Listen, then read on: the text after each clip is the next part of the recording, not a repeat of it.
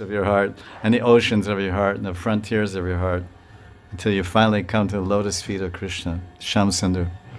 Hey Sham, hey Bhagavan, hey Pyariju. So many devotees that come to Krishna consciousness, they come here because they believe what Krishna says. What does he say in the Gita?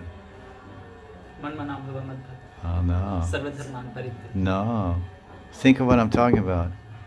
Replay what I just said. Many devotees have come from different paths, and when they come to Krishna consciousness, they believe what Krishna says in Gita. No, keep going. Vishaya. Param. What is the last line? Param dristva nivartate. Hindu like samaste. Param dristva nivartate. Nivartan means nivriti, nivriti marg. Pravati marg, nivriti marg. Nivriti marg means vairagya, detachment. Pravati means joy, material world. Nivriti marg. So pramdrisva nivar. When you see Krishna in Vrindavan, you see Govindaji on the banks of the Yamuna at Keshigat, then what will happen? Rupa Goswami says in Bhakti Rasamrita Sindhu, everyone knows the basic idea. If you see Govindaji, it doesn't mean Sakshat Bhagavan Darshan, it means Govinda Dev, the teen Prabhu of Vrindavan, Madan Mohan, Govinda Dev, Gopinath, Divyad Brindaranya Kalpaju, Madad, Shrimad Ratnagara Simhasanasta, Shrimad Radha Govinda Dev, oh, Preshta Alibi Sevyamano Smarami. Let me remember the Parama Preshta Sakis and the Priyanarma Sakis and Nitya Sakis and Priya Sakis and Kinkaris that are serving Radharani, right? This is a Raghunaga Bhajan and Radha Govinda Yugo and the Yoga Pit. So this is the pranam mantra to Radha Govinda, which Krishnadas Kaviraj wrote to glorify Rupa Goswami's Thakur. And then he wrote another mantra. These are the teen Prabhus of the Gaudiya Sampradaya. Teen Thakur. Prabhu means God. Teen Prabhu, this is in the verse in Bengali, CC. So when Govindaji manifested Prakat Lila to Rupa Goswami Pad and Gomata Tila. Gomata Tila is the top of the turtle's back of the Yoga Pit, described in Govinda Lilamrita and many places. So that right where the Prachin Radha Govinda Mandir is, it's on a hillock.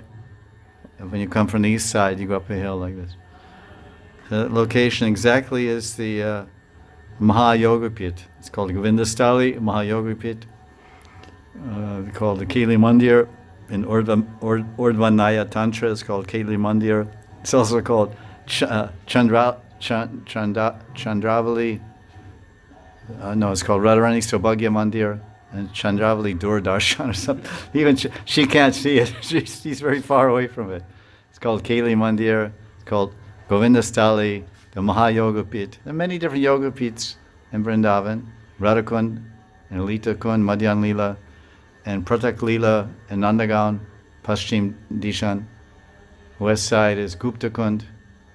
There's a whole description of that by Siddha Krishnas, Babaji Maharaj in Bengali called Nandishwar Chandrika. Nandishwar Chandrika. He's describing Nandagaon, and many things are there. And also it's mentioned in some other places.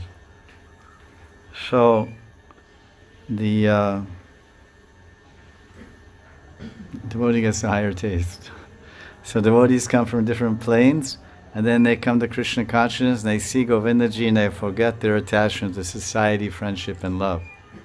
And when Rupa Goswami wrote that prayer in Bhakti Rasamrita Sindhu, he is referring to this deity, this Murti, Archamurti of Govindaji that manifested from the top where the Prachin Govinda Mandir is. That's the Prakat Stali of Radha Govinda.